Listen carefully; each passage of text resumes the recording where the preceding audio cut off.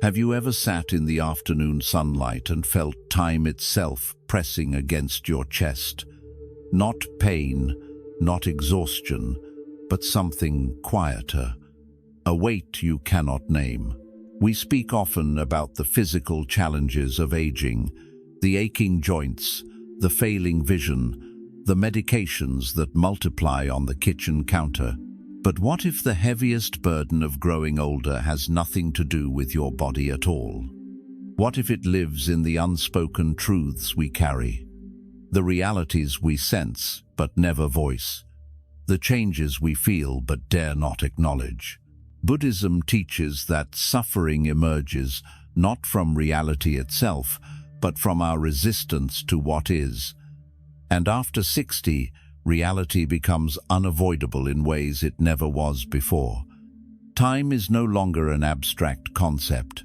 It is a finite resource, counting down with every sunrise. This is not a conversation about decline. It is a conversation about awakening, because the harsh realities of aging are also doorways to the most profound freedom you will ever know. But only if you stop turning away. In the next half hour, we will walk through 8 truths about aging after 60, not to frighten you, but to liberate you. Each reality carries within it a teaching from Buddhist wisdom that can transform how you experience your remaining years. If you have crossed the threshold of 60, or if you are preparing for that passage, these words are for you. Listen with an open heart. Let them land where they need to, because the time to wake up is not someday, it is now. Let us begin with the first and perhaps most startling truth. Reality 1. Time is devastatingly short. Scientists at Stanford Medicine recently discovered something remarkable. Your body does not age gradually. Instead, it undergoes dramatic molecular shifts at 2 specific points, around age 44 and again around age 60.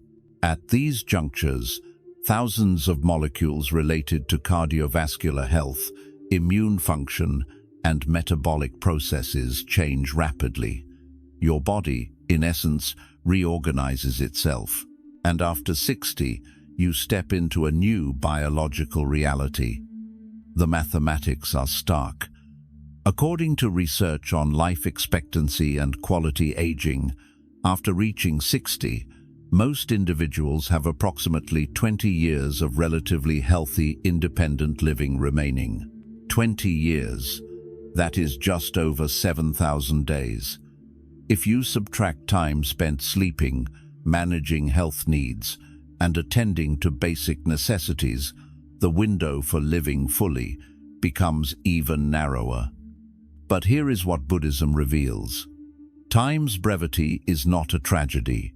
It is the condition that makes life sacred.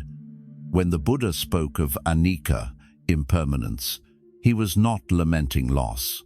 He was pointing toward truth. Everything changes. Everything ends. Including you. Including this very moment. There is an ancient Buddhist practice called maranasati, death contemplation. It sounds morbid to Western ears, but it is actually profoundly liberating. Monks in certain traditions keep objects that remind them of mortality close at hand, not to dwell in darkness, but to dwell in clarity. When you truly understand that your days are numbered, you stop wasting them.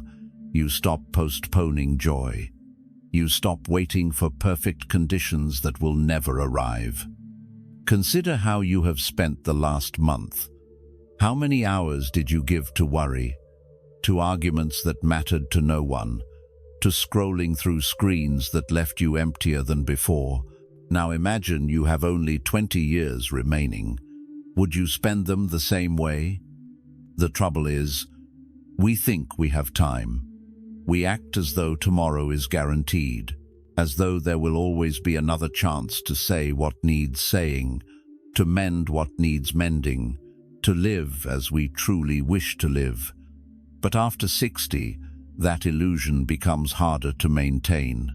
Your body reminds you daily that you are temporary. The question becomes, what will you do with the time that remains? In Buddhism, this urgency is not meant to create panic. It is meant to create presence. When you know your days are limited, each one becomes precious.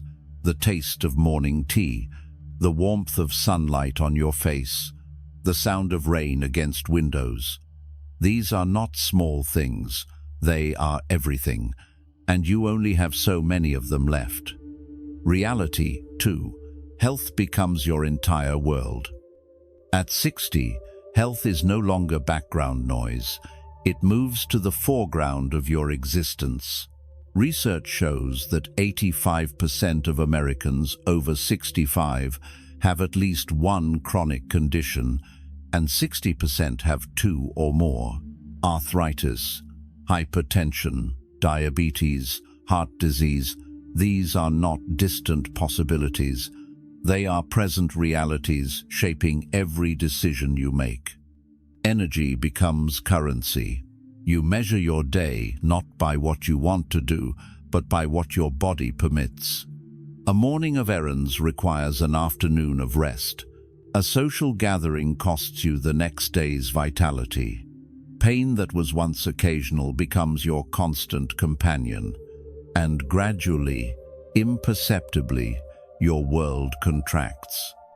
Buddhism has a teaching for this. The first noble truth, dukkha, often translated as suffering, but more accurately understood as unsatisfactoriness.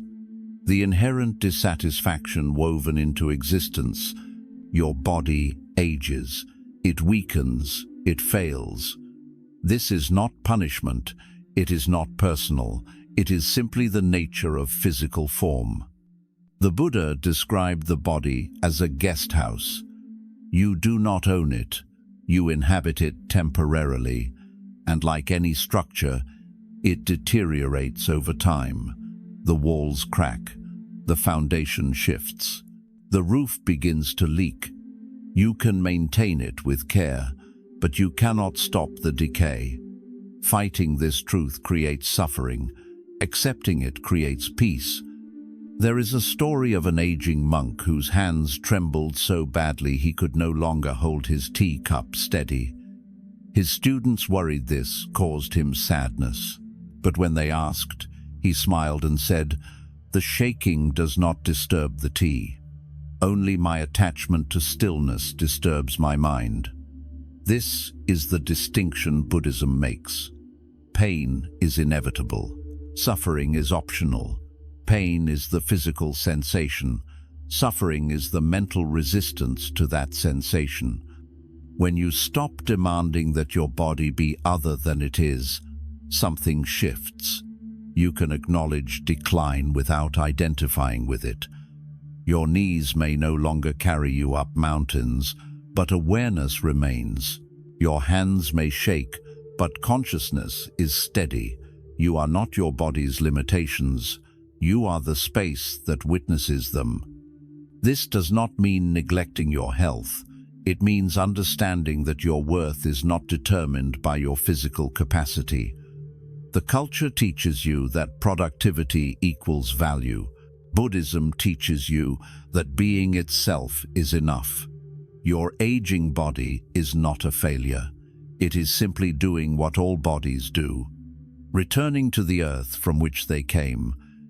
Reality 3. Family slowly disappears. After 60, you begin to lose people, not metaphorically, but literally.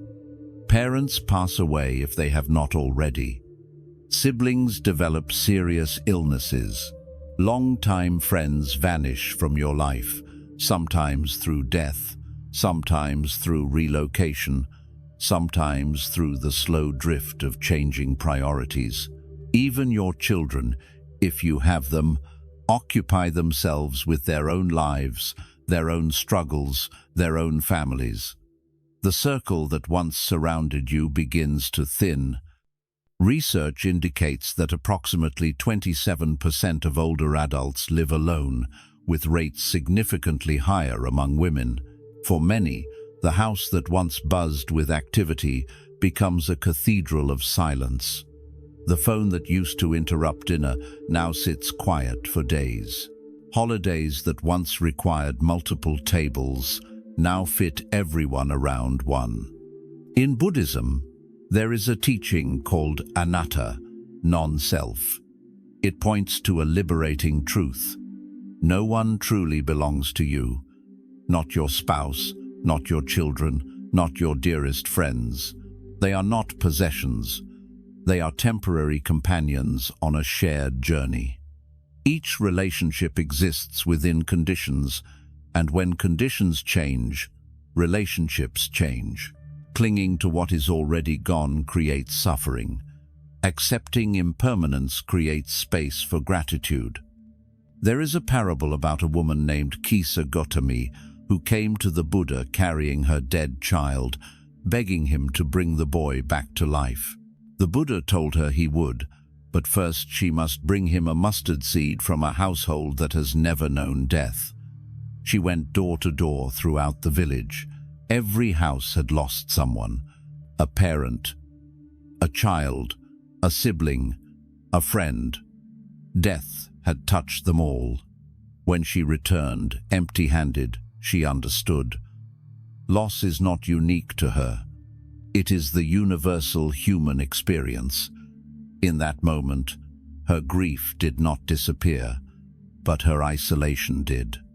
After 60, you live with this truth intimately. The people you love will leave, or you will leave them. Either way, separation is inevitable. But here is what Buddhism reveals. Attachment is not the same as love. You can love someone completely while understanding they were never yours to keep. You can cherish their presence while accepting their eventual absence. You can hold them close without grasping. This does not mean emotional detachment. It means presence. When you stop clinging to permanence, you become fully available to what is here now. The conversation you are having today with your sister becomes precious because you know it is one of a finite number. The meal shared with old friends becomes sacred because you understand this gathering may be the last. Love does not diminish when you accept impermanence. It deepens. It becomes more tender, more real, more awake. Reality 4. Life demands simplicity. After 60, complexity becomes exhausting. The 5-bedroom house you once filled with children and activity now feels like a museum of the past. Each room holds objects you no longer need, but cannot seem to release. Closets overflow with clothes from a body that no longer exists. Drawers contain papers from a life you have already lived. The sheer weight of possessions drains you, not because they are heavy, but because they carry stories you are tired of telling. Research on aging consistently shows that downsizing and simplification significantly improve quality of life for older adults, yet many resist. They cling to things as though releasing them means erasing memory. But your memories do not live in your attic. They live in you. The Buddha taught a principle called aparigraha, non-possessiveness. It appears in various forms across Buddhist traditions, always pointing to the same truth. Freedom comes through release, not accumulation. Every object you own requires energy. Energy to maintain, to store, to worry about, to eventually dispose of. After 60, energy is your most precious resource. Spending it on the unnecessary is a form of self-betrayal. There is a story of an 82-year-old woman who moved from a 5-bedroom home into a small cottage. Her children worried she would feel diminished, but when they visited, she said something they never forgot. For the first time in decades, I see sunlight on the floor, not dust on shelves. I have space to breathe, not things to tend. She had not lost anything. She had gained herself back. Physical clutter and emotional clutter are intertwined. The things you refuse to release often represent feelings you refuse to face. That box of your late husband's clothes, keeping it does not keep him. That stack of unread books, hoarding them does not make you more educated. That expensive china you never use, storing it does not prove your worth. These objects are anchors disguised as treasures. Buddhism teaches that letting go is not loss, it is return. Return to lightness, return to presence, return to what matters. What matters after 60 is not what you own, but how awake you are to the life still unfolding.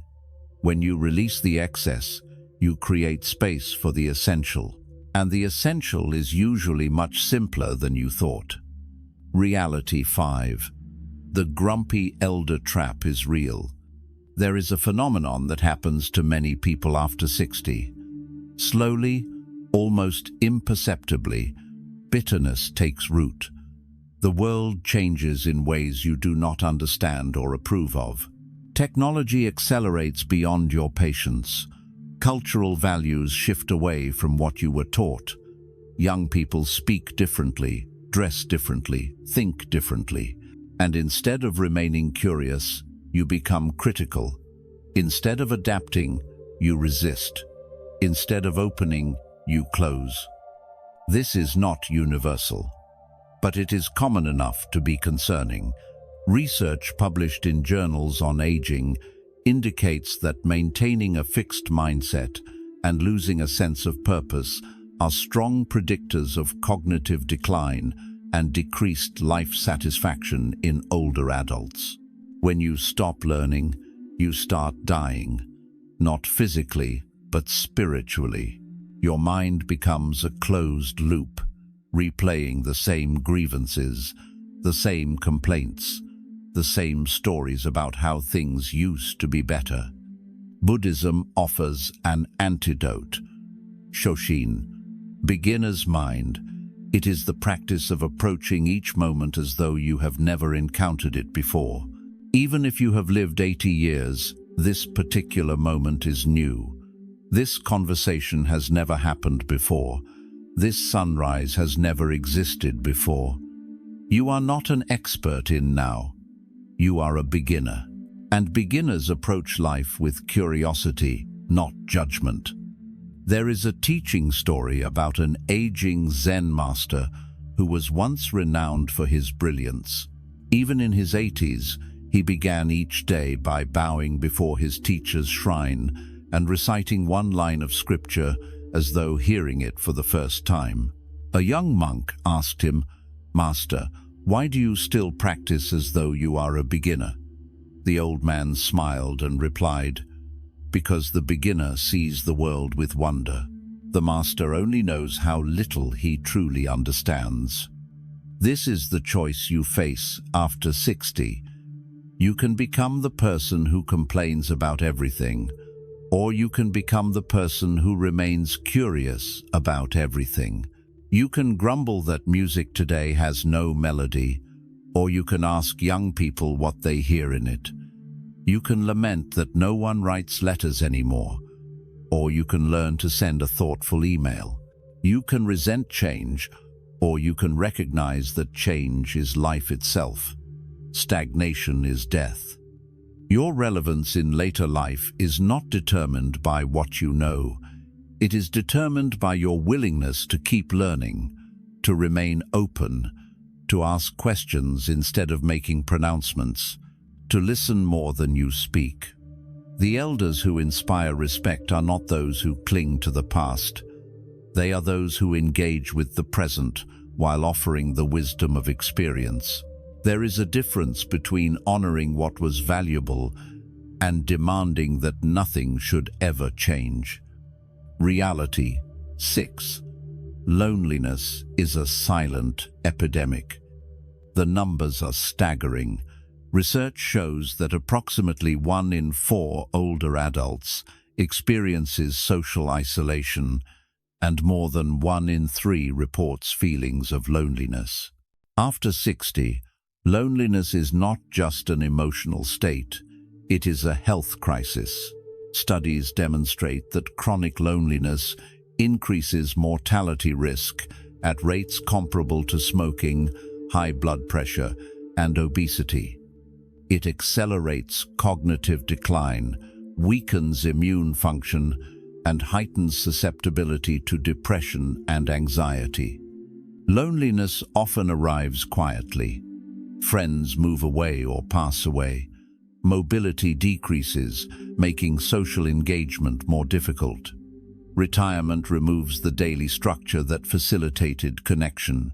Suddenly, days pass where no one speaks your name. Weeks go by without meaningful conversation. You become invisible in your own life. But Buddhism makes a crucial distinction. Solitude and loneliness are not the same. Solitude is chosen. It is the intentional space for reflection, meditation, and inner work. Loneliness is unchosen. It is the painful sense of being unseen, unheard, disconnected. The Buddha did not advocate isolation. He advocated sangha, community, because awakening is not a solitary project. We need each other, not just for companionship, but for mirroring, for accountability, for the reminder that we are not alone in our struggles.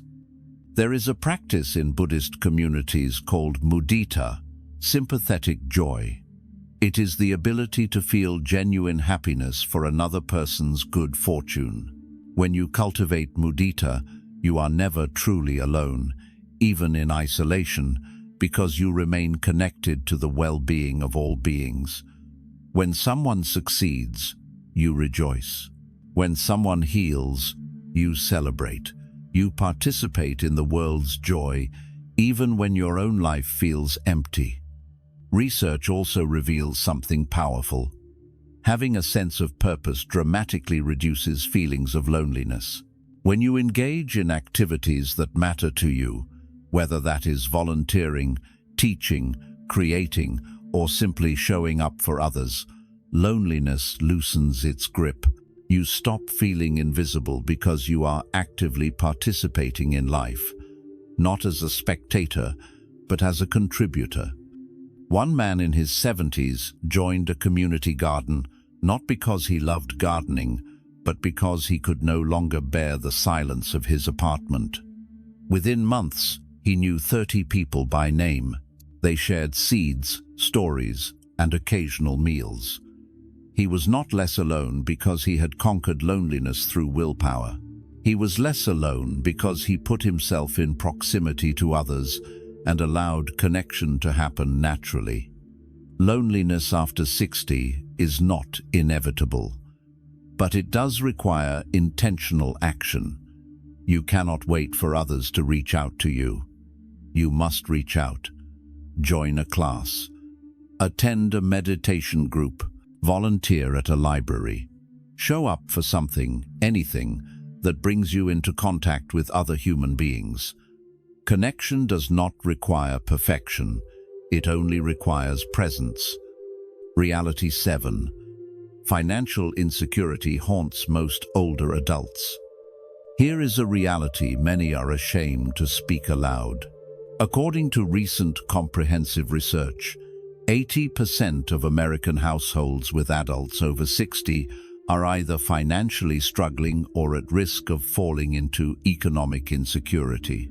Nearly half have household incomes below what is needed to cover basic living expenses. 20% have no assets whatsoever, and some carry debt into their later years. 60% cannot afford 2 years of in-home care should they need it. This is not about poor planning, though planning matters. It is about systemic realities. Healthcare costs rise while incomes remain fixed. Inflation erodes savings. Unexpected medical emergencies drain accounts built over decades. The supposed golden years become years of quiet desperation, where every purchase requires calculation, every expense creates anxiety. Buddhism does not dismiss material concerns. The middle way acknowledges that extreme poverty and extreme wealth both obstruct spiritual development. You need enough, not excess, but enough. Food, shelter, basic security. When those are absent, fear dominates consciousness. It becomes nearly impossible to practice presence when you are terrified about how you will eat next month. But Buddhism also teaches something essential. Your worth is not determined by your bank account. The culture conditions you to measure value through wealth. But you are not your possessions. You are not your financial status. You are not your ability to provide for yourself in the ways society deems acceptable. You are a conscious being, worthy of dignity regardless of your economic circumstances. There is a story of an elder who lost most of his retirement savings in a financial crisis. His children offered to help, but he refused out of pride. For months, he struggled in silence until a friend invited him to a community meal program. At first, he felt ashamed, but gradually, he realized something. The people gathered there were not defined by their lack. They were people with stories, with wisdom, with laughter. His financial situation had not diminished his humanity. Only his attachment to a particular image of himself had caused him pain. If you are facing financial insecurity after 60, there are resources available. Programs exist to help with food, healthcare, housing. Reaching out is not weakness, it is wisdom. And if you are financially comfortable, consider what you can offer others. Not just money, but time, attention, respect. Wealth is not the only currency. Presence is wealth. Kindness is wealth. Wisdom is wealth. Reality 8. Purpose in life determines whether you survive or thrive. Of all the realities we have explored, this may be the most critical. Research, published in major medical journals, demonstrates conclusively that having a strong sense of purpose in life dramatically extends longevity and protects against decline. Studies show that individuals with high purpose experience 13% reduced risk of weak grip strength, 14% reduced risk of slow walking speed, and significantly lower rates of disability and mortality. In one study, those with the strongest sense of purpose lowered their risk of death by 15% compared to those with the least sense of purpose. Purpose is not about grand achievements, it is about mattering. Knowing that your existence makes a difference, however small, that you contribute something, even if it is just kindness in passing, that your life serves something beyond your own immediate comfort. After 60, many people lose purpose without realizing it. Careers end. Children become independent. The roles that once defined you evaporate. And if you have tied your identity exclusively to those roles, you are left with a devastating question. Who am I now? What is my life for? Buddhism offers a framework, the Bodhisattva path. A bodhisattva is one who dedicates their life to alleviating the suffering of others, not through heroic acts, but through consistent compassion. You do not need to save the world. You only need to show up for the corner of the world you occupy. Help a neighbor carry groceries. Listen to someone who feels unheard. Volunteer at a local organization. Teach something you know to someone who wants to learn. Offer presence, attention, kindness.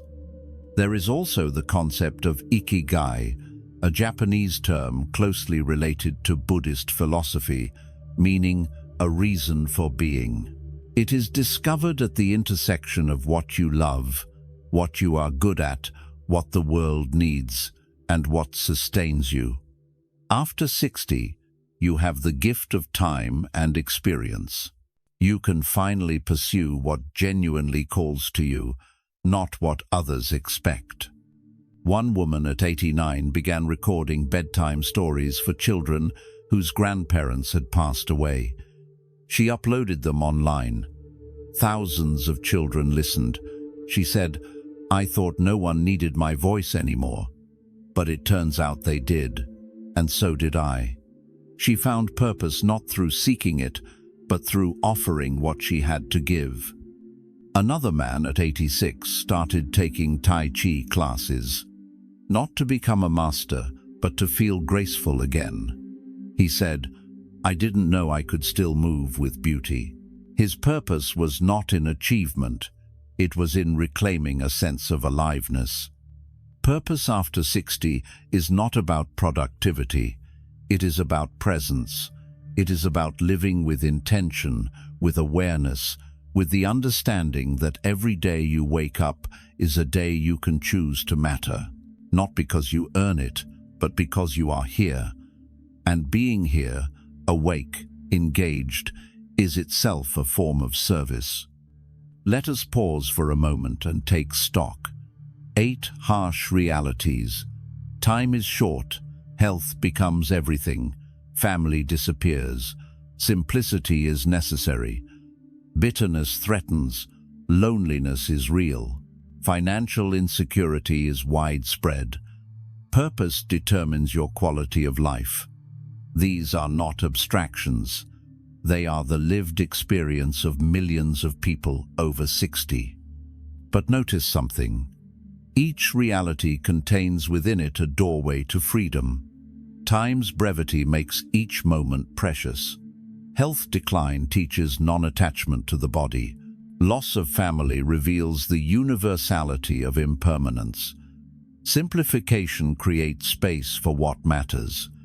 Resisting bitterness keeps you curious. Facing loneliness motivates connection. Financial struggle reveals what is truly valuable. Cultivating purpose transforms survival into thriving.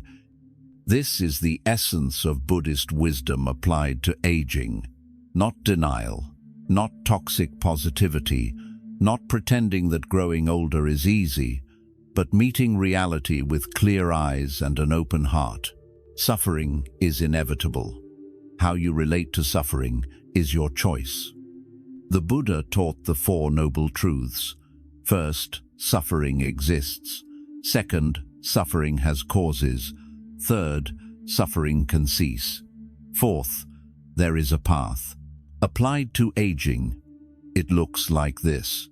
Aging brings suffering in the form of loss, decline, and limitation. That suffering is caused by clinging to youth, resisting change, and demanding permanence in an impermanent world.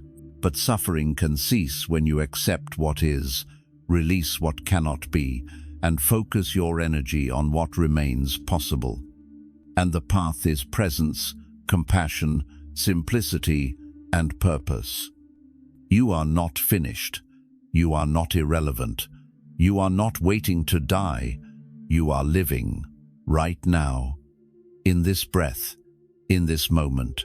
And as long as you have breath, you have the opportunity to wake up, to see clearly, to love without grasping, to offer what you have, to be exactly who you are without apology. Aging after 60 is not the end of your story. It is the most honest chapter, because all the illusions have been stripped away. You no longer have time for pretending, for pleasing everyone, for living by someone else's rules. You are finally, perhaps for the first time, completely free to be yourself. This does not mean life is easy. It means life is real. And real is where awakening happens, not in comfort, but in truth. not in denial but in acceptance, not in clinging but in release. The harsh realities of aging are also your greatest teachers. They are life's way of saying, wake up, pay attention, this is it. Do not waste another moment in resistance. Be here, be present, be awake. If this exploration has shifted something within you, take a moment to reflect. What reality spoke most directly to your experience? What practice might you begin today? Perhaps it is simplifying your living space. Perhaps it is reaching out to reconnect with someone. Perhaps it is finding a small way to contribute to others. Perhaps it is simply sitting quietly and acknowledging that you are still here, still breathing, still capable of awareness. Aging is not something happening to you. It is something you are moving through, and how you move through it determines everything. With bitterness or curiosity, with fear or acceptance, with grasping or release, the choice has always been yours. It remains yours now. May you meet each day with presence. May you release what no longer serves. May you discover purpose in unexpected places. May you walk lightly through the years that remain. And may you know, deeply and without doubt, that your life still matters. That you still matter. Not because of what you achieve, but because of who you are. A conscious being, awake to this fleeting, precious, impossible, beautiful moment. And that is enough. That has always been enough. Thank you for walking this path with me. Until we meet again, breathe deeply, live gently, and above all, stay awake.